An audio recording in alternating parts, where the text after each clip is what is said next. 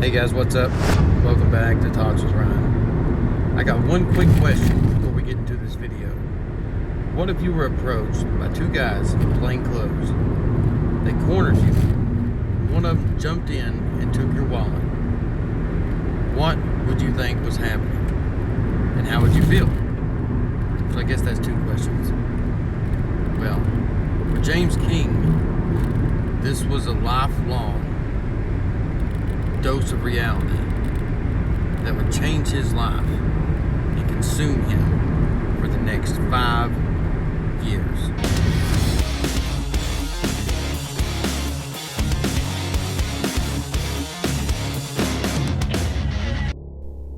In the summer of 2014, James King then was 21 years old.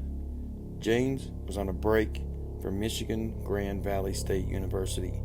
He worked 2 jobs to make ends meet. Now that summer, he was walking from one job to the next. It was still daylight when James was stopped by 2 plainclothes men leaning against a black SUV. One of the 2 men had asked James for identification. He replied that he didn't have it on him at the moment. That's when things went south for James, as he was cornered and his wallet was taken. Now, before I continue, let's get into James' side of the story from his own personal perspective. I remember being pretty happy that day. I'd gotten out of work early. I was happy with the job that I'd done, and I was calling my sister at the time and somewhat distracted by looking at my phone when 2 men approached me, stepped toward me off the curb and said, hey, who are you? And I said, I'm James. And they said, oh, really, is that your real name? I was kind of thrown off. I was getting a weird vibe from these guys immediately. And I'm a pretty pro-social person that I would consider myself as such. So I started engaging them, but then one man stepped behind me and I felt very uncomfortable. And they asked me, is that your real name? And I said, yes, that's my real name. And then they were wearing these lanyards, and one of them asked me to step aside, and they sort of had an air of authority, so I started to comply. But one of them stepped behind me, boxed me out, and took my wallet out of my back pocket. And at that point, I realized I was being mugged. Under the assumption that he's being mugged, James took off for his own safety. Now these 2 men followed him, grabbed him, and threw him to the ground.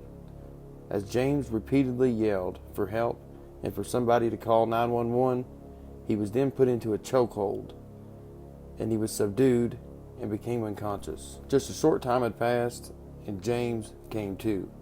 And understandably, he was panicked, and he bit one of the men's arms. That's when the 2 men ferociously beat James King. One of the men later said that he had punched King as hard and as fast and as many times as he possibly could. Luckily, a couple passerbyers called the police, while others filmed the entire altercation. No, he's not all right. They were pounding him in the head. I was just driving by. I was worried. They were literally pounding him in the head, though. Okay. Can you stick around for a minute? Yeah, I'll stick around. They were out of control pounding him. They were pounding his fat head for no reason. They were being brutal. They was beating him up. This is when the uniformed officers arrived on the scene, and they quickly realized that the 2 men who were previously beating King were also law enforcement officers. The first officer was Detective Todd Allen, who works for the local Grand Rapids Police Department. The second man was Special Agent Douglas Brownback, who was working with the FBI. And in case anybody's wondering about video content of the actual beatdown, well, there's no such video, and there's a reason why. But I'll come back to that in just a any weapons on you at all? No, sir, I thought they were trying to mug me. Okay, stay on your stomach. Stay on your stomach. Please, guys, be a real police. I know you Stay on your stomach. Stay on your stomach. Relax, okay? You got mental condition? No, sir. Bipolar? No, sir. You taking medication for anything? No, sir. Have you taken any drugs today, dude? No, sir. Just on my way. I got to work early. Getting a hell of a weekend. Where do you have pain? In my eye. In your eye? Where else? In the socket on the left-hand side. Okay. On my face. We have someone coming to look at you, okay? Can you please? Yep, look at it. We got an ambulance coming, Oh, okay? can you listen these one nights, please? No, not right now. We will in a second, though, bud, okay? Oh. So what we have here is local and federal agents joined together in a task force that's overseen by the FBI. Now the man in the picture is who the police mistaken James King for.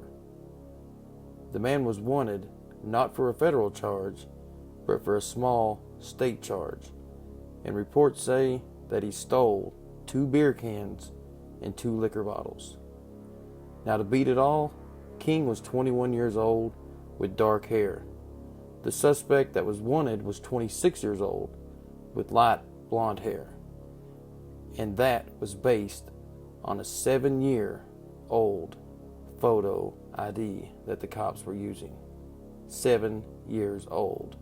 This man could have looked like any other person in the world. But yet they decided to beat James King down because they had an assumption. But guys, wait, because there's more. After being wrongfully beaten and arrested, King was then taken to the hospital where he's cuffed to his bed. Afterwards, he is jailed for over a week and charged with 3 felonies: assault of a police officer, assault of a police officer with bodily harm, and resisting arrest. Now in court, King turned down the plea bargain, and during the jury trial, the jury acquitted King of all charges, and the judge stood up and apologized for what he had gone through. Gee, thanks, right? And to top it all off, King's parents filed bankruptcy due to the criminal case. Although this was never mentioned, what happened to those videos? Well, they went to talk to him, and they say he just went absolutely ballistic. Okay. And they called, like I said, a 1039 emergency, and we were here. His wallet and said he was I saw when I pulled up and I saw it on the net. They're all calling, call the police. So I was on the phone with 911 saying this guy's getting face pounded. And I didn't know who these guys were. No, he didn't know who they were until he came across the street. And I was like, why are y'all doing that? And he threw out his wallet. He took out his wallet and he showed us that was behind, threw his wallet on the ground. And he asked the civilian, the man, wherever he is, he asked him could he hold his legs down while they put the cuffs on. I think we need any more cameras. Okay. Oh, this is for my mom. I won't show it to nobody. No. We got undercover officers over there. No pictures. No pictures. Delete it. Okay, I'll delete it. Delete it. It's for the safety of the officers. This is a loaner phone. Just a second. Everybody needs cameras. Everybody else. Yeah. And we cover the story like we used to. Hold on. I'll even show you that I'm going to delete it. I don't know. I just got to figure out how to bring it up. This is a loaner phone. Hold on. That should bring it up. Okay. There. Delete.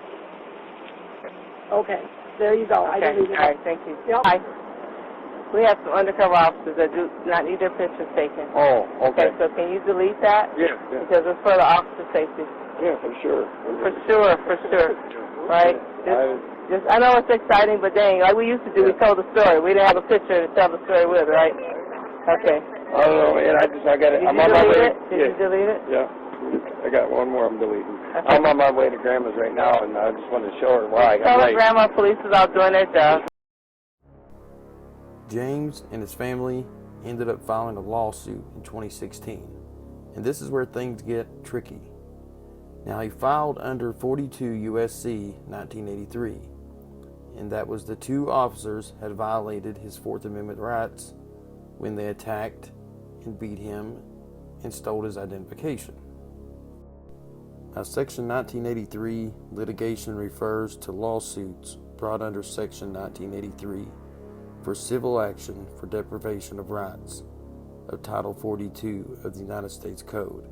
42 U.S.C. Section 1983 provides an individual the right to sue state government and or employees or others acting under the color of state law for civil rights violations. Now, since these officers were working jointly, state and federal, it's hard to pin very much on them due to the qualified immunity. When a crime is put forth to a federal cop, they were acting as a state cop. But when it's put forth to a state cop, they were acting as a federal cop. And in this case, everything under 1983 is applied to state or local laws. So, what did the police do? Since under a joint task force, they have a joint choice, they chose that they were acting under federal law. And as for 1983 states, it's only for deprivation of rights under state or local laws. Therefore, federal laws do not apply. In 2017, in federal district court, this is exactly what ended up happening. The judge dismissed all claims. They ruled that the task force was a federal agency and governed by federal law. That was for both officers, which means King could not sue either officer under Section 1983 for deprivation of rights. Now, James King had his rights violated and he was unjustifiably beaten. But considering a joint task force was working roles back and forth, the corrupt loophole that was created by and for the Thin Blue Line had certainly worked against Mr. James King. King stated that growing up, he was always taught to trust police. But now he says every time that he thinks about the police, it's only uncertainty and fear. Guys, real quick before you go, I want to say thanks and I appreciate everybody for watching the videos. And if you enjoyed this video, make sure and leave it a thumbs up. Leave your thoughts in the comment section below. And if you haven't subscribed already, make sure and smash that subscribe button before you leave. Other than that, guys, I will see you all in the next video.